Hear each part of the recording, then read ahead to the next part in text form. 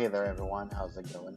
This is Chris with Market Happy Gaming, and today I'm bringing you kind of a season recap for Season 5 of the Almighty League, or the Almighty Ones, or the TAO for short. So, just a brief recap, I didn't really upload this league just because there was at one point that I was going to, but I had to deal with some things like depression and inconsistent playing. It kind of lowered my motivation and everything. On top of that, I've moved like 3 times since the season started. 12 weeks ago, that's 4 months ago. It's crazy. But despite all our ups and downs, we did manage to squeeze in to one of the last 2 spots in the playoffs. And so, I can't exactly remember everything that happened, but just to give you a rundown, this is our round 1 game against Shine Spike. So I'm just going to go ahead and play this hyper fast and just talk about it a little bit. This is one of the few instances of me not prepping very well, because I had very, very little time with work to do anything. But I felt confident in what I had in front of me. And I'm not gonna lie, this game is rather close, but my Pokemon pulled through for me, and that's all that I could have hoped for. Seeing as they're down to our last 3 months each, going down Gallade, doing what it has to do, and then Kyurem coming in. And yeah, so that's that game. This game got pretty stally at the end. I knew this was choice banded, and so I had to stall it out and hope for a few misses on the Stone Edge, and I ended up winning this game. So I moved on to the semifinals, where I ended up playing against Hacker, who was the number 1 seed in the semifinals, or number 1 seed in the league. And I lost to him week 5, and I know that you see that basket and you're thinking, Mercury, what are you doing? Just watch. Have faith. So I'm going to play this on fast mode. So this was one of the more intense games that I've played in this season. Mainly because I really didn't have that greatest Scissor answers, and really didn't have a lot from Mega Aerodactyl either. So I had to put a lot of eggs in the Basculin basket, if that makes any sense. And unfortunately for me, I was able to make the plays that I needed to. Hacker told me that he feels like he didn't play this very well, but I thought that he played it pretty good, personally. And it's just, he's a real good player, and I was really fortunate that I was able to pull off this win in the semifinals, because like this Mega Aerodactyl gave me a lot of trouble, like in prep, like the Scissor in prep. This team was just very difficult to prep for. Like, I knew that Intimidate Arcanine would be very nice in this game, and I knew that I had to bring Unwork. I knew that I had to bring Unwork with Fable in order to make it to where I could survive things like Home Club Arrow. Now, the real winner of this game is Aggron. This Aggron set was the brainchild of Soul Blaze, one of my really good friends in the community, probably my top two friends. It's hard for me to pick a number 1 best friend between him and Joel. At least in this league. I have really good friends in other leagues as well. And I will give one of them credit here in a little bit with my prep. But in the end, we end up beating Hacker, and we made it, and we end up making it to the finals with this on the back of this Rock Polish Aggron set. And I'll go ahead and let this battle finish playing out. And this finals game was very, very stressful for me. It's against Zombie Captains, who's probably the best player in the league. He took over for a team, and he made the right microtransactions to make his team just absolutely awful to play against. And looking at his team, like you see, he has Zapdos, he has Uxie, he has Toxapex, he's got Mega Mawile, and all these different things. And he had Sun and Hoopa Unbound on his team as well. So it was just very, very, very difficult to prep for this team. Like me, Jolteon4OU, Soulblaze, and a good friend of mine, Banana Lord, spent hours upon hours building for this team, fine-tuning, finding the right sets. And after this replay, we'll go over my sets, because win or lose, this is it. I've never beaten Zombie before, but we'll see what happens. So I'm going to go fast here. And so Uxie and Claydol are going to do a lot of the same things here. Just bulky psychic types, spreading status, setting up rock. The only advantage that Claydol has over Uxie is the removal option. Now, it's going to speed up here. This is going to be kind of a solid game. As you see, I brought bulky offense, and I had to bring Arcanine versus Mega Mawile. And at this point, it's just a chip game. Getting chip, getting predictions right, wearing down his walls. Well, it's really hard to wear down Toxapex, but you know it. Fable, my Cleric, Heal Bell, and all that stuff. Wish support. Now I knew that this Toxapex could easily stall me out of my heal ups if I needed to, but that Skull ended up burning me, which is just what I needed to happen. And this is where Zombie kind of pulled a fast one on me, bringing speed past Zapdos, which I didn't expect at all. But as soon as I saw that agility, I knew exactly what was going to happen, and I made the right play.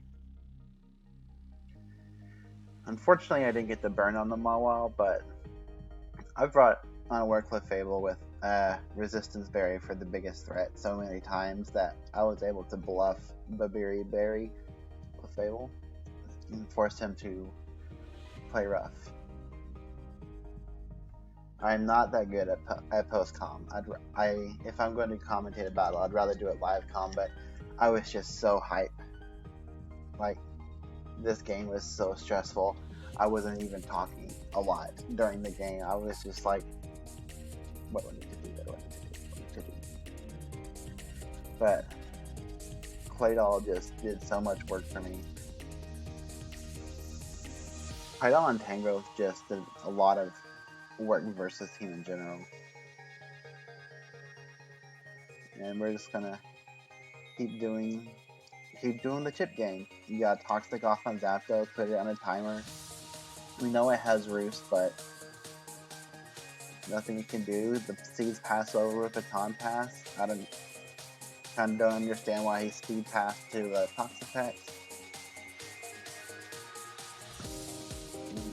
There's a visual bug with the seed staying up the field.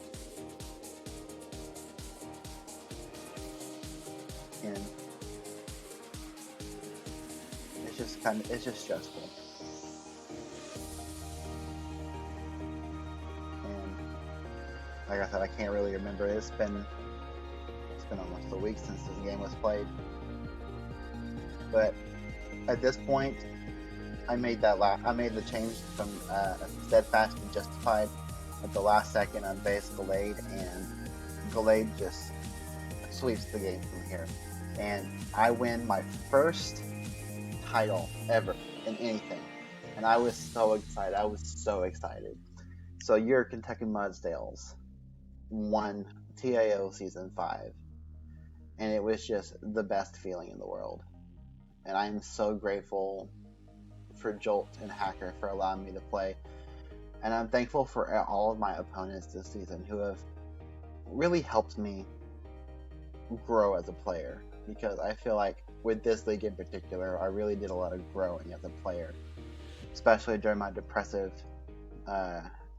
scenes. Like, I was able to sit back, take a step back, breathe, and realize, hey, I'm playing this game way too fast. Way too fast. I need to, and I just sat back and started thinking. And because of that, once I got to playoffs, I was able to actually do things. So I'm going to go to the team builder now, and I'm going to show you my preps for my playoff matches. So versus Shine, I felt that I was either going to win with Glade or Kieran. And this was a more bulky Kieran, as you can see. Tackleberry with defense and HP and everything, no speed, 3 attack source. It did the job it needed to do. This extra bulk definitely helped with the stone edges from Choice Painted Entei. Galvantula didn't really do much at all. It was there just in case I needed it, but yeah. I really started leaning on Claydol a lot towards the end of the season. Like, at first, when I drafted it because I needed a ground type. I needed another ground immunity. I needed a spinner. I needed another hazard setter, and Claydol just fit the bill perfectly. And as the season went on, I began to learn more about it. I began to appreciate it a lot more, realize what it can do, what it can offer for me. And while a lot of people might turn up their nose to this Pokemon, I feel like it might be a mon I might draft again at some point. Because it's really bulky. It's 120 speed def, 105 defense. The 60 HP is not great, but Toxspec has 50 HP. So, yeah. Clefable got brought.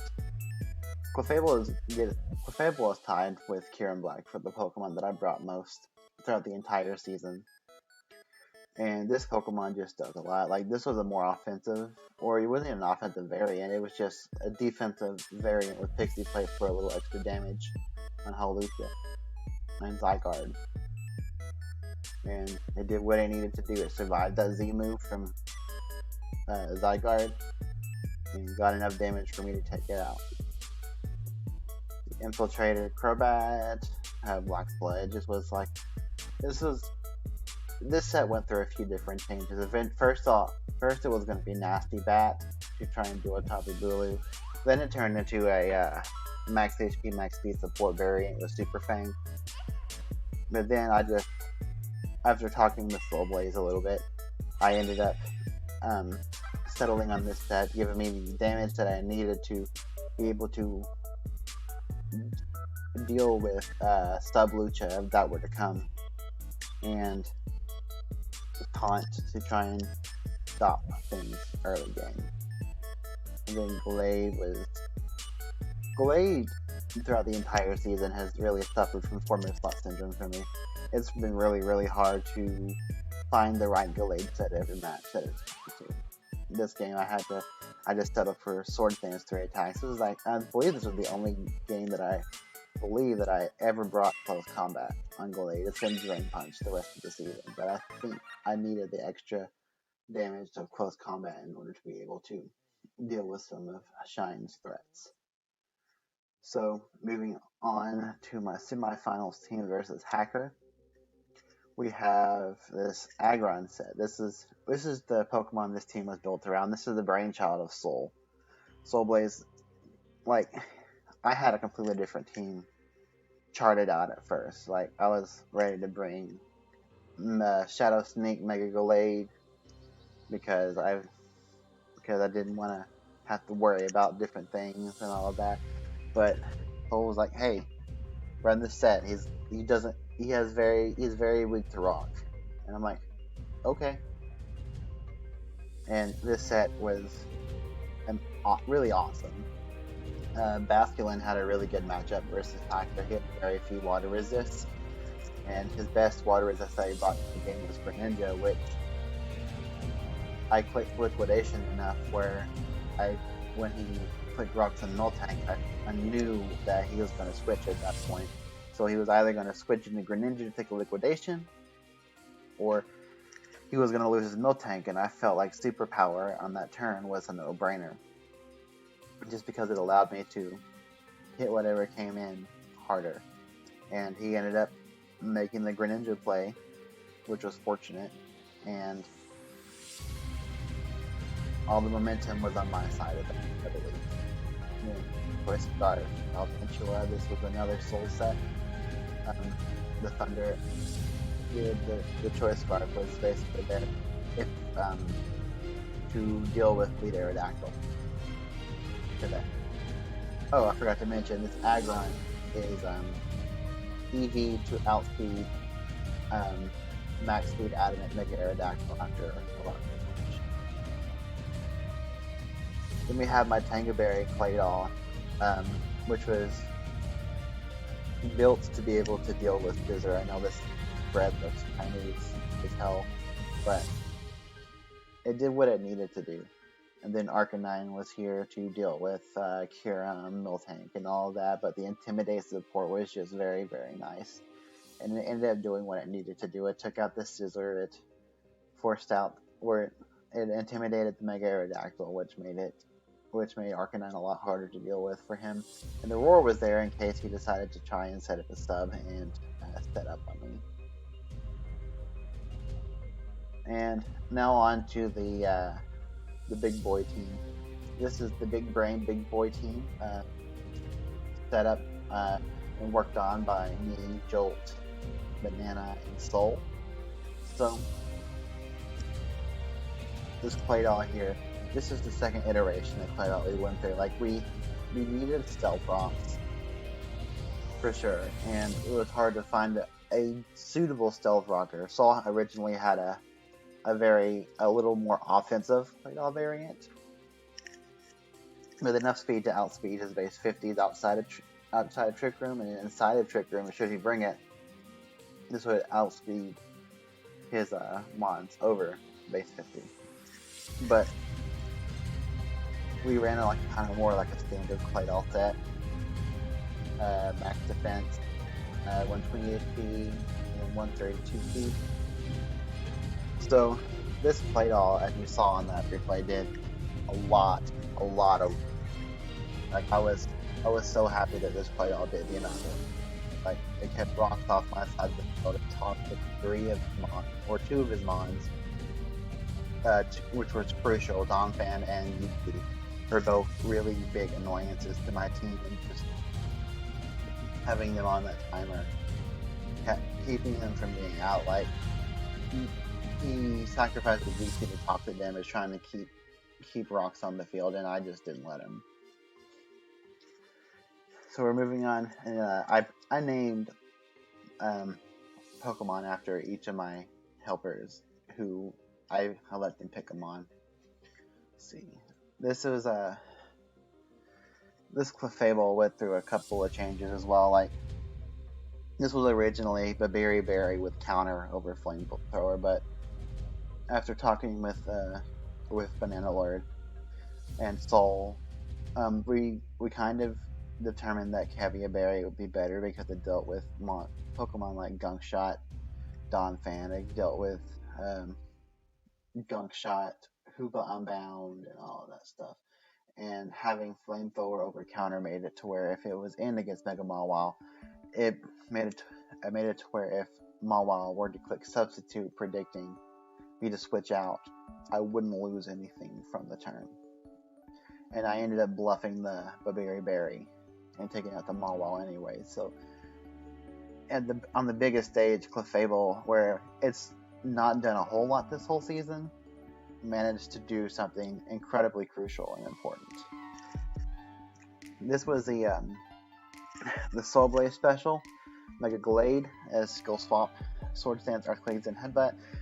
So originally this set had the Steadfast ability on base Glade, but like 10 minutes before the battle, Soul and I were kind of just talking about the team and stuff, and I'm sitting here looking at Hariyama and Toxapex, and I'm like, maybe we should run Justified so we can come in and take a Dark Hit and get that +1 and be able to immediately punish him. And so we changed it, and that Justify boost ended up being what won us the game. Like, even though it got hazed on the misses and headbutt, Mega Gallade pulled through. And like, this is the kind of team that I'm like. This was my primary wall breaker that didn't even hit the battlefield. This is Specs here in black. Max special attack through 36 speeds and 20 defense plus defense nature. This thing 1 or 2 hit KO'd everything in the lead 2. Now for the I'll save this Tangrowth for last because this is the most bizarre, funny looking Tangrowth set you'll have ever seen. This is my Arcanine set, Extra Belt, Will-O-Wisp, Square Wild Charge, Morning Sun. This thing was there to annoy his physical attackers, primarily make a Mawile, but this Pokemon ended up not even seeing the field either. So it was there in case I needed it, but I swear, like, Claydol and Tangrowth just carried this game, this finals game, and it just did so much work. And then last but not least, we have this Chinese Tangrowth with Papa Bang, with Energy Ball, Earthquake, Toxic, and Leaf Seed. I'm not going to go over each individual stat with all of these EVs, but this thing did what it needed to do. It was bulky, but it was also offensive. It took the damage that it needed to take, nothing more. Leaf Seed and Toxic wore down Zapdos. Earthquake did like 35 to 42% to Toxapex, and this team will always have a special place in my heart from now on. This is my championship team, and I will never ever get rid of that. Now, after going over my prep team a little bit, I wanted to kind of go over my team stat. My draft was Mega Gallade, Kieran Black, Aggron, Basculin, Fable, Guntank, Claydol, Arcanine, Crobat, Growth. So I kind of have these ordered and most kills, the least kills, and all that. So like looking at this, including playoffs, Mega Gallade and Kieran Black carried me this season. 21 kills and Mega Gallade got brought 11 times. Kieran Black got brought 12 times, 18 kills. Aggron picked. Those 4 of these 9 kills from Aggron were from the game versus Hacker. But Aggron ended up taking the 3rd place with 9 kills. Basculin got a lot of kills this season as well, with 7 kills. Clefable was kind of hit or miss with me throughout the season. It went 6 and 9. It picked up the kills that I needed to pick up, but nothing more, nothing less. Skuntank was kind of my letdown of the season. Like, matchups that it was supposed to do good in, it just kind of let me down. Like, it's to the point that I am considering not drafting Skuntank again, just because it was just kind of weird. Like, it was there as a grounded poison type. It was a dark type. It did everything that it fit the role that I was looking for, but it just didn't perform. Or maybe I just didn't perform well with it. Claydol Claydol's probably gonna be in my tier 5 MVP. Claydol is probably my tier 5 MVP. Like, Claydol did so much work. Especially after I figured it out. I figured out how to use it correctly. It did so much work. Like, earlier in the season, I did things like I dropped things and stuff, but I feel like I didn't really play with it like I should have. Arcanine is another Pokemon that I kind of figured out towards the end of the season as well. Like, I didn't even bring this Pokemon until like week 10. Like, I didn't know how to fit it. I didn't know how to use it. But I kind of figured it out, and it's a mon that I'll probably draft again, just because now that I kind of understand how it works a little bit, I feel like I can make use of it in the future.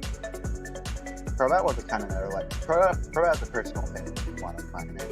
I feel like I didn't perform with it as well, and I feel like I kind of let it instead of in all seriousness. Like, I could have utilized Probat a lot better. Like, it came to 7 games, but like it just didn't do it. Tangrowth is a mon that it's always been a weird mon. Like, I've never, like, I only recently learned how to properly use it. Like, I've been playing draft leagues now for about 2 years, and this Pokemon, like, I've drafted it before, but I've always done stupid things with it, like sacked it way too early, or just not understood its limitations. But after this final game, I feel like I finally unlocked. Like, well, not unlocked, I feel like I finally figured it out. Like, I know I've said that about a few of these ones. Like Pokemon, like, in my very first draft league game, I drafted Mega GlitchxCity Black, and I made it to the finals and lost. Like, you can tell just by the stats here that these are Pokemon that I'm comfortable with, and Pokemon that I know well. Whereas Pokemon like Aggron, I didn't know Aggron that well. Like, Soulblaze had to really show me the way of Aggron. Yeah, like, the Aggron stuff was really great with Hacker, but like other games, like, I just didn't. I feel like I just squandered it. Basculin with the mon, I was really excited about. It's not a hard mon to understand. You just click buttons. But like Tangrowth, like, you have to do things like, do I run an AV set here? Do I run a defensive set here with Leech Seed? Do I run Sleep Powder? Like, it's a really complicated Pokemon to match up with, and it's very matchup dependent. Like, some matchups it's good, some matchups it's not. Some matchups, 2 sets are going to be really good, but you have to settle on something.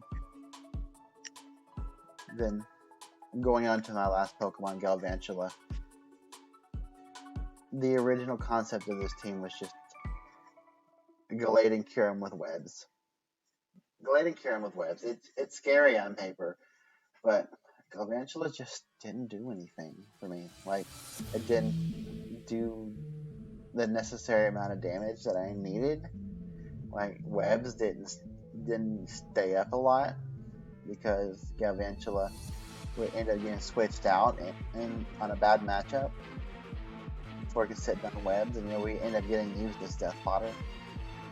But I feel like if there's any mon that I wanted to understand, it would be Galvantula. So there's a chance I might draft it again in the future should the opportunity arise. But overall, I'm very happy with how the playoffs went. I'm not happy with my performance in the season. Like I said, I was very, very inconsistent with this team. Like, I would lose, win. It was like a roller coaster. I would lose, win, lose, win, lose, win. And it just kind of like frustrated me. But in the end, the experience was gained, and that's all I can say really about it. So I'm very, very happy with my team. I'm really happy that I was able to participate in this league. So thank you again to Jolt and Hacker for allowing me to participate in this season. And thank you very much to Jolt, Hacker, and Soul for being there for me on team building needs whenever I needed help or whenever I needed a pick-me-up. You guys are the best. And I think that's all that I have. So thank you all for watching. Please leave a like, share, and I look forward to TAO Season 6 coming soonish.